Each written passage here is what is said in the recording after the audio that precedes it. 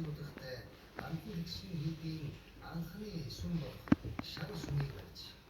дараа нь түүнийг боддын шашныг ухааныг судлах чойрын ном үндэстнийг дунгаа чойрын татсан болгож 1824 онд Данилын 1838 онд 5 дугаар богдоор ловсон сүлтэн жигмэдгийн зориулсан эхот мандлын сүм анхны тэгшин хийдийн болдгон болох анхны сүм 1844 онд Батлан яваад атсан 1844 онд сүмийг тус байрш байгуулсан. Өнөөгийн хийдийн үндэс сүмийг тархин болгож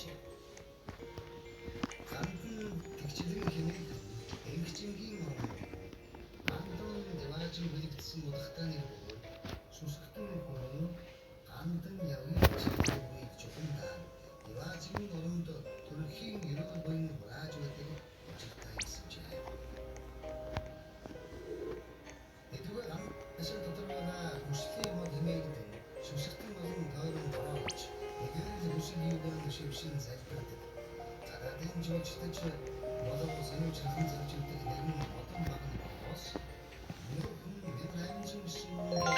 ажлын дэмжлэг байгуулсан шар сүм буюу алдарт гонгаа чойрон дацангийн 8 багны хамгийн баруун урт талын